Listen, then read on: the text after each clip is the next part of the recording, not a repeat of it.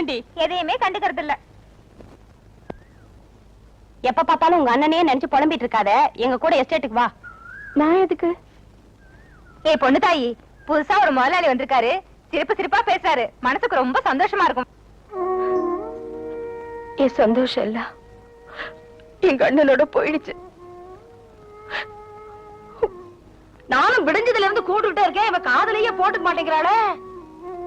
இந்த பாரு பொண்ணு தாயி, உன் அண்ணனுடைய ஆசையெல்லாம் நீ எப்பவுமே சிரிச்சுக்கிட்டு சந்தோஷமா இருக்கணுங்கிறதா. நீ அவனையே நினைச்சு நினைச்சு அழுது கருத்து போயிட்டீன்னா, ஜெயில இருந்து தப்பிச்ச உங்க அண்ணன் திரும்பி வந்தான்னா அவனை தேத்துறது ரொம்ப கஷ்டம்டி. கை குழந்தை அழுதா பாலுக்கு அழுகுதும்பாங்க, கல்யாணமான பொண்ணு அழுதா குடும்ப கஷ்டம்னு சொல்லுவாங்க, கண்ணு பொண்ணு அழுதா ஒரு மாதிரியா பேசுவாங்க. எச்சல முழுங்கி தாகத்தை தீர்த்திட முடியாது, எழுதுன எழுத்த அழுது அழிச்சிட முடியாது. ஆண்டவன் மேல பாரத்தை போட்டுட்டு எங்க கூட வாத்தா வா.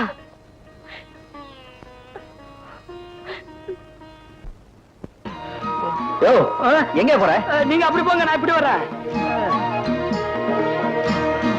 நடக்கட்டும் வேலையா நடக்கும்.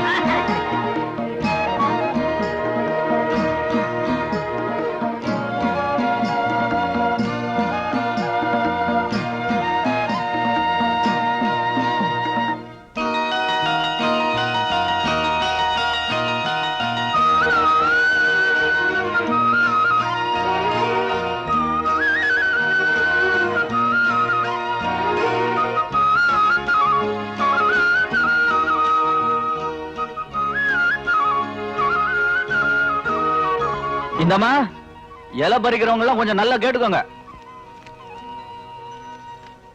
சந்தோஷமா பறிச்சா 25 ரூபா, அழுதுகிட்டே பறிச்சிங்க 10 ரூபா தான் தருவேன். சொல்ல வேண்டியதை சொல்லிட்டேன், அப்புறம் உங்க இஷ்டம். சிரிக்க கூடாத, சிரிங்களேன். போடா குண்டா. இத பாருங்க, மனசுல எதையோ வச்சுக்கிட்டு உம்முன்னு தேயில பறிக்காதீங்க, அப்புறம் டீ குடிக்கச்சா சோகம் தான் வரும், உற்சாகம் வராது. ஆமா. ஐயோ, நீங்க அழுது ஒடிச்சுக்கிட்டே தேயில பறிக்க அது இலையில பட்டு அப்புறம் உப்பு கறிக்க போகுது. சிரிச்சுக்கிட்டே தான் பறிக்கலாமா? துப்பு கட்ட சிரிக்கங்களா? நீங்க சிரிச்சீங்கன்னா சிவராசி மத்தாப்பு தெரிக்கும், பட்டாசு வெடிக்கும். அந்த மாதிரி சிரிப்பீங்கல்ல, சிரிங்களேண்டி. ஏ கிழவி, ரொம்ப அழ்த்தாத. அவர் யார சொன்னார் தெரியுமா? ஏ பொண்ணு தாயி, ஒண்ணுதாண்டி.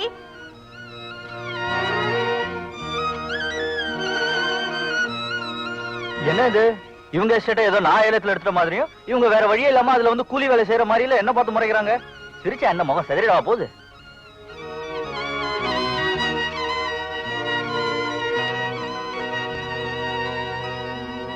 ஏ பொண்ணு தாயி, முதலாளி சும்மா தமாசுக்கு தாண்டி சொல்றாரு.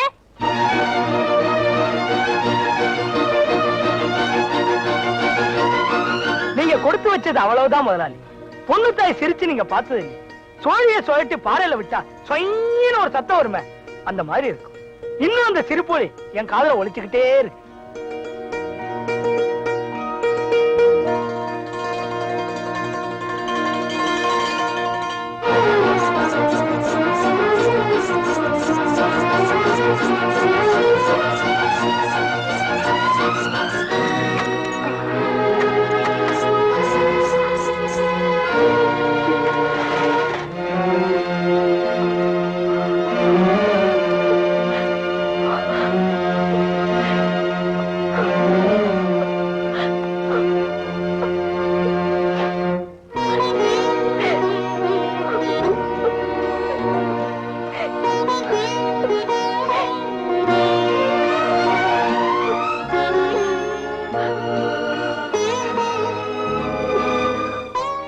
சூன்யம் எரிஞ்சு போக, பார்த்த கண்ணு பட்டு போக, சூதும் வாதும் சுட்டு எரிய. தூத்து துப்பு. என்ன மதலா? துப்புண்ணா. தூ தூ தூ.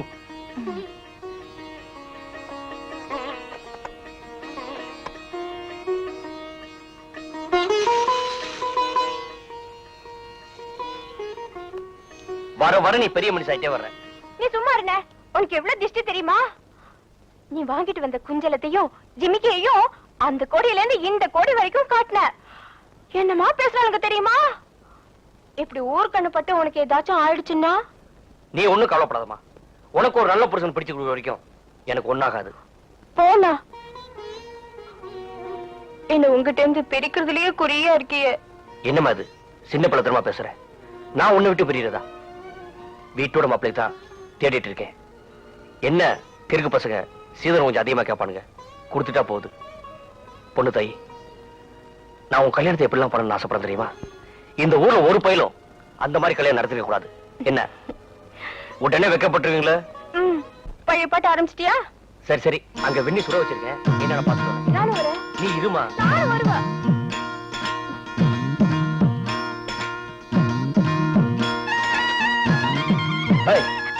அப்பாடா, நானும் தான் பாத்திருக்கேன். ஒரு உலகத்துல இந்த குளிர்ல சுடுதண்ணி காய்ச்சி கொடுத்து ஒரு வேலைக்கார மாதிரி பக்கத்துல நிக்கிற ஆம்பளைய இப்பதாம பாக்குறேன். என்ன தோரணை. ஏய் புனத்தாயி, உங்க அண்ணன் எனக்கு வேலைக்காரன் அனுப்புறியா? மாத்து 30 ரூபா கொடுத்துறேன். யோ, என்ன சொல்ற? வந்துடுறியா?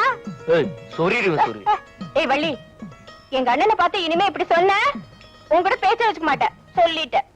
அடி ஆத்தி, வேண்டாண்டிமா, எனக்கு இருக்கிற ஒரே உறவு நீதான். நீ கூட என்கிட்ட பேசலனா அப்புறம் இந்த குளம் குட்டை மரம் மட்டை இந்த குட்டிச்சவரு. திமிரு பிடிச்சோட குட்டி சொல்ற. அடே நீ வர கை நீட்டுற இடத்துல நின்னுட்டு கஷ்டமா இருக்குல்ல? அடிங். யோ, என்னைய முறைக்கிற? உன் தங்கச்சிக்கே கல்யாணம் பண்ணி வைக்க வக்கு இல்ல.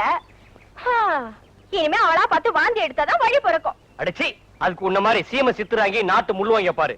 என் தங்கச்சி அப்படி இல்ல. என் கூரையில போட்ட ஓடே கோயில சுத்துற மாடே.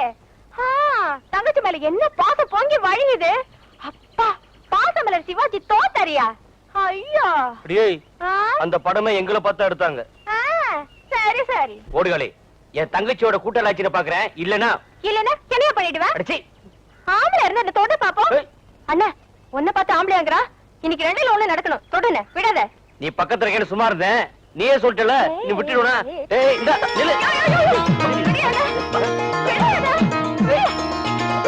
எங்க ஓடுற? ஏய் வாயா. சரிதான் போடி. குடிக்கிற தைல செட்டு போதானே வருவ, அங்க வச்சு உனக்கு கவனிச்சுக்கிறேன். எப்படி தூள்ல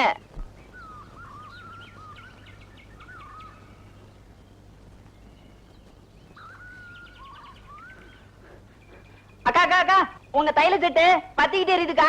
என்னடா கட்டிப்புச்சி, நீ என்ன சொல்ற? தைல செட்ல வச்சு உங்க அண்ணன் வள்ளியை கெடுத்துட்டானா, ஒரே கலாண்டா.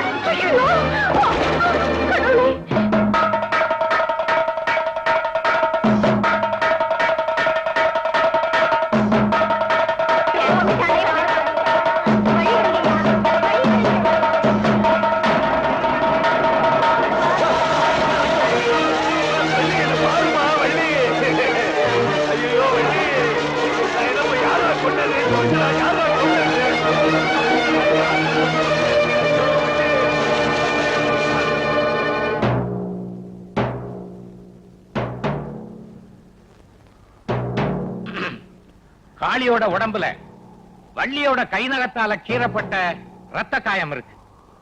2வது, இந்த சம்பவம் காளியோட தைல செட்ல தான் நடந்திருக்கு. அடுத்து, வள்ளிய பாக்குற போதெல்லாம் நீ என் தைல செட்டு பக்கம் தானே குளிக்க வருவ, அங்க வச்சு உன்னை பாத்துக்கிறேன்னு அடிக்கடி சொல்லி இருக்கான். இந்த விஷயமும் நிரூபிக்கப்பட்டிருக்கு. அதனால காளிதான் குற்றவாளின்னு நம்ம ஊர் பஞ்சாயத்து முடிவு பண்ணுது.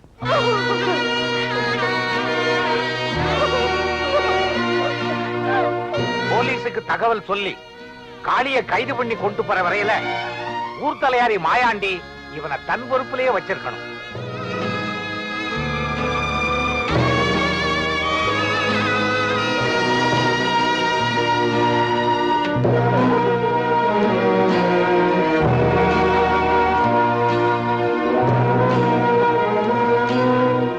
ஐயா, ஐயா, சத்தியமா சொல்றேன், என்னை நம்புகியா?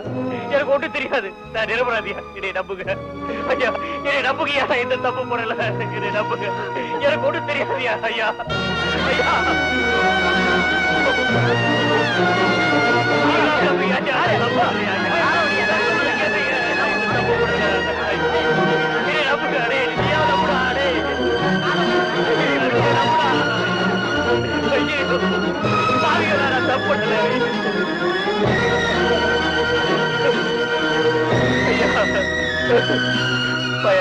சத்தியமா சொல்றேன், நான் எந்த தப்பு பண்ணல, இங்க யாரும் நம்ப மாட்டேங்கிறாங்க.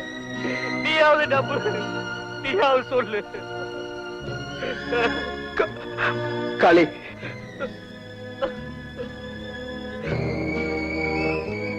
தலைவரே சொன்னதுக்கு அப்புறம் தலையாரி ஒண்ணும் செய்ய முடியாதுப்பா.